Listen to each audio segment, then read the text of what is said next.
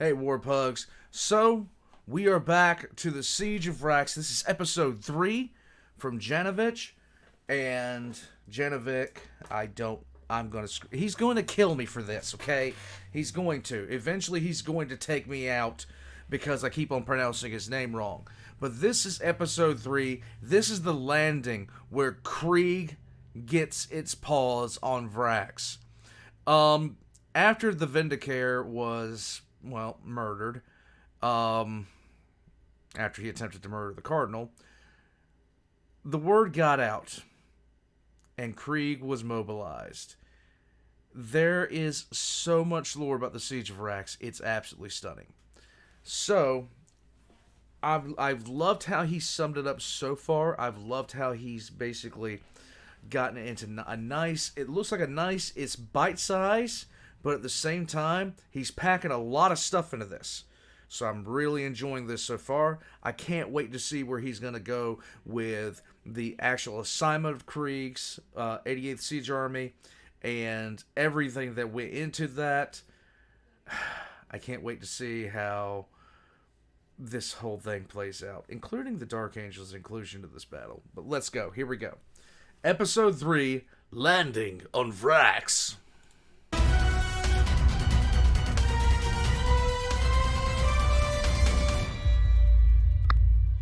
And such were the events that pushed Vraks and its population into its irredeemable corruption. It meant the loss of an armory world, a serious logistical inconvenience, and an impediment to the already dire defense of mankind close to the Eye of Terror. All in all, this was a defilement against the Emperor that could not just be ignored. Right. Months passed as the Adeptus Administratum on Terra processed the state of affairs. Many powerful organizations within the Imperium had their own stake in the future of Vraks as well, and tried to force their own self-serving interests upon the bureaucratic decision-making that would decide the fate of the planet. This obviously led to a lot of disagreement, political bickering, lobbying, but despite any differences of opinion, there was one thing all parties could agree to. Exterminantus was out of the question. Right. Vraks was simply too valuable to just give up on. The Departamento Munitorum had their significant stake in Vraks as a functional armory world so close to the Eye of Terror, but as it is their organization that would likely be the ones tasked with supplying the necessary war material to retake it, the benefits of reclaiming it was logically to be measured against the losses. Just as well, Vraks being a shrine world, the ecclesiarchy lobbied hard to retake it, at all costs if necessary, as it shouldn't be tolerated that the holy shrine of Saint Leonis the Blind was now in heretical hands. Several parties within the Inquisition interfered as well, most notably the Ordo Hereticus in their attempt to avoid responsibility for their failure to assassinate the Cardinal and trying to shift the blame for the loss of the planet to another party.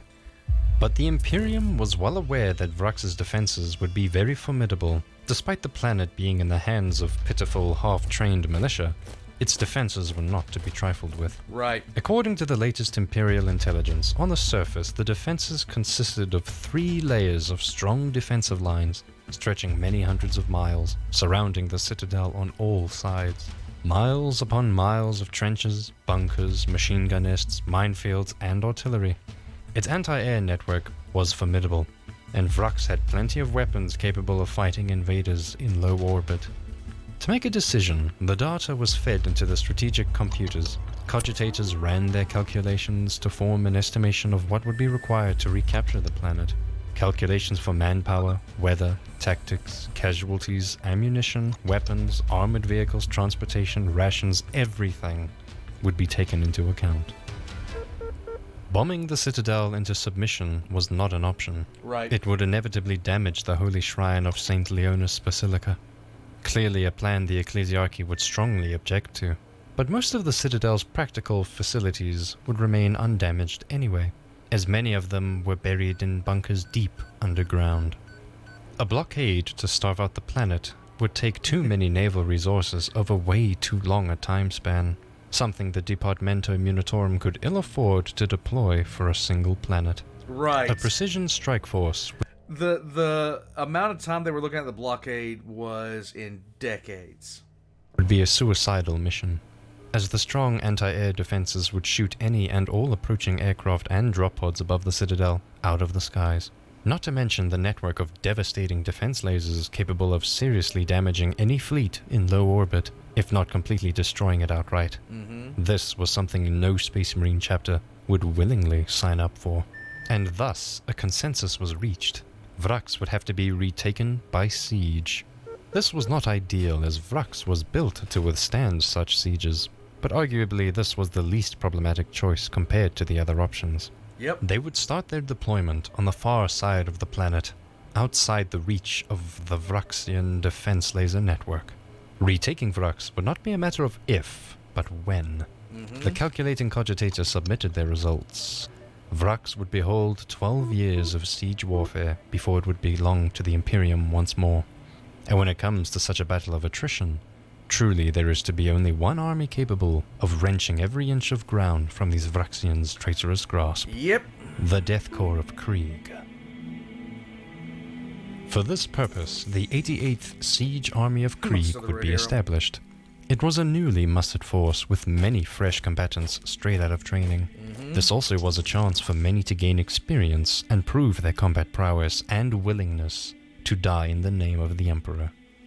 Here is the composition for the 88th Imperial Guard Krieg Siege Army. Keep notes. The 1st Line Corps, made up of the 3rd, 5th, 15th, and 19th Krieg Siege Regiments. The 12th Line Corps, made up of the 143rd, 149th, 150th, and the 158th Krieg Siege Regiments. The 30th Line Corps, made up of the 261st, 262nd, 263rd, and 269th Krieg Siege Regiments. The 34th Line Corps, made up of the 291st, 308th, 309th, and the 310th Krieg Siege Regiments. The 8th Assault Corps, made up of the 7th, 11th, and the 179th Krieg Tank Regiments, as well as the 231st Siege Artillery Regiment. The 11th Assault Corps, made up of the 61st, 66th, and the 101st Krieg Tank Regiments, as well as the 479th Siege Artillery Regiment. The 19th Bombardment Corps, made up of the 3rd, 4th, and 8th Siege Artillery Regiments. The 21st Bombardment Corps, made up of the 19th, 22nd, and 23rd Siege Artillery Regiments. If you haven't put it together yet, the Kriegers are going to be singing Vraks the Song of Their People with all this artillery, okay? Krieg brought enough artillery to pretty much level anything. Mostly anything. Just saying. And last but not least are the independent artillery companies made up of the 4th, 6th, 8th, 27th, 31st, 33rd, 224th, 226th, 227th, as well as the 230th Artillery Companies, as well as the 61st, 70th, and 71st Heavy Mortar Companies. This new army would consist of 4 line corps, 2 mechanized assault corps, 2 bombardment corps, and a long list of independent artillery companies to supplement the already existing firepower. With such a substantial force, retaking Vraks was more or less a mathematical certainty. The number of predicted casualties and required replacements was already accounted and provisioned for. Yep. Now the only thing left to do was assign the siege army to a steadfast, patient commander In which they screwed up. inclined to perform standard siege procedure. Nope. And for this, command was given to Lord Commander Julka, a man who was known for being a temperate, perhaps some would say ponderous, commander, thoroughly adherent to standard academic siege doctrine. Voyaging such a substantial... Zulka was not the best choice for this. He was there mostly because he needed a victory, and his noble family had the right connections. It was pretty much considered a given that this war was going to be over quickly. Well, not quickly, but you get it. Force from Krieg all the way to Vraks is quite a daunting undertaking, as one might imagine. Fortunately, not all forces were required to be deployed at the same time. So when the pioneering forces of the 88th were loaded, the first part of the fleet disembarked from Krieg's low orbit, the first convoy of 21 Imperial Navy transports set out for the Scarus sector.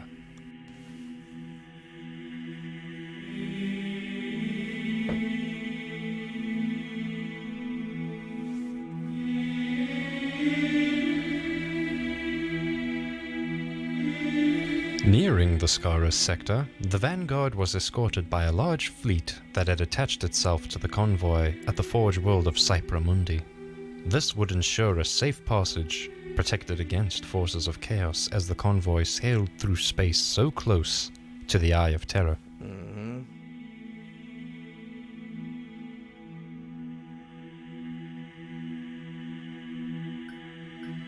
Once the fleet reached the sector, Lord Commander Julka and his entourage detached from the flotilla and set up a headquarters on Thracian Primaris, the capital of the Scarus sector.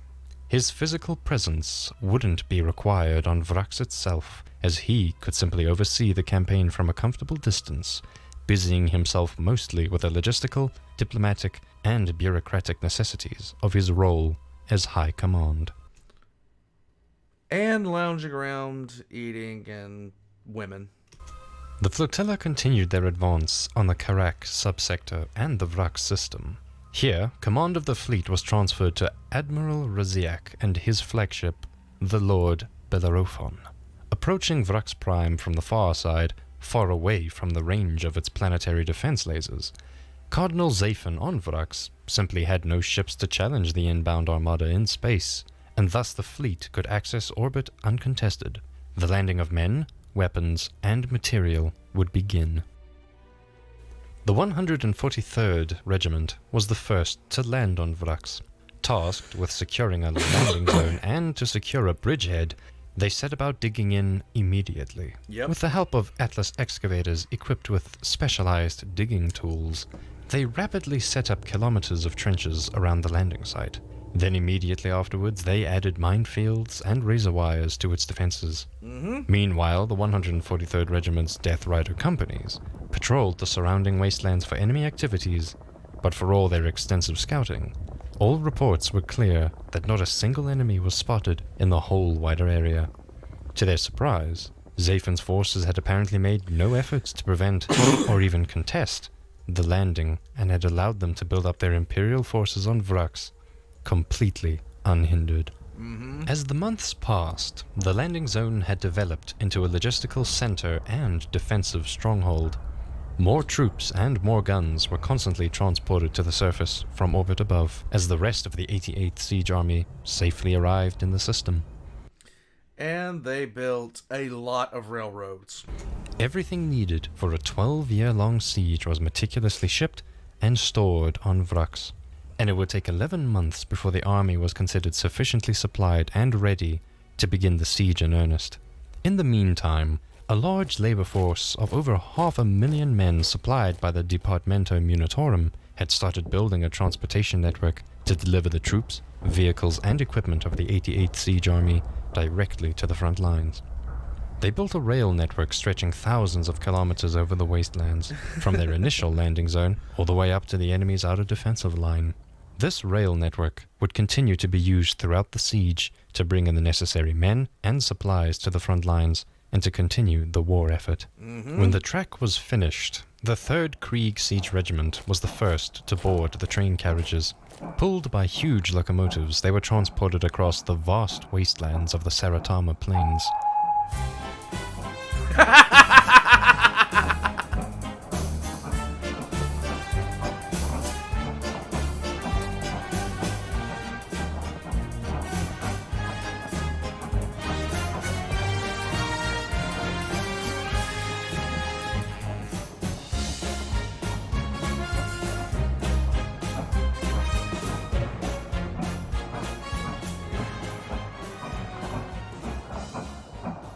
They were brought as close to the enemy front lines as was safely possible, less than 100 kilometers from the enemy front lines, and yet less than a few dozen kilometers outside the range of the enemy artillery. After setting up their forward depot, the locomotives returned to the landing zone to pick up more troops, and the Labor Corps continued to extend the rail network. More defensive zones with trenches, minefields, and razor wire were once again created, and once again this went uncontested by the Vraksian defenders. As more and more troops and material were transported towards the forward positions, the command of the 88th Siege Army decided it was time for the assault to begin. Yep.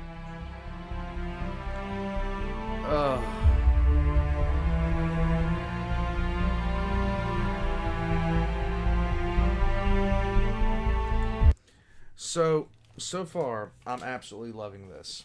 I'm absolutely loving this and everything about it. There is bits of the lore. Well, let's just be frank.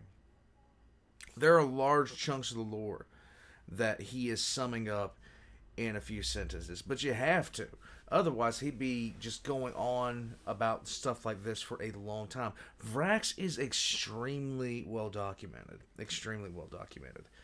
And if you want to read about it, I really suggest you do. Because it's one of the first real long-form stories we have about Krieg itself.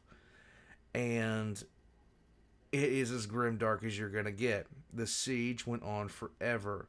There is the Alpha Legion getting mixed up in this. There is just constant pushback.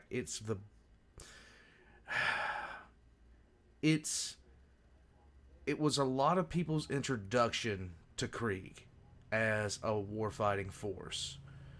Some regiments of renown within the Imperium, they don't really get stories. You just hear about them and know about them. Krieg, on the other hand, it got its own independent whole thing. And Krieg is one of the only planets in the Imperium that can crank out fully fledged armies because they're not worried about them turning traitor. Guys, we're going to get back into this soon. I hope you enjoyed episode 3. I know I did. And we will see you guys on the next one. All of Janovich, and I'm going to keep pronouncing his name wrong because, for the love of God, I don't know what else I'm doing. All of his links are in the description down below. I suggest you guys go subscribe to him. Subscribe to me if you haven't already. And I'll catch you guys next time. We're about to have happy gas mask noises. I hope you're ready for that. I know I am.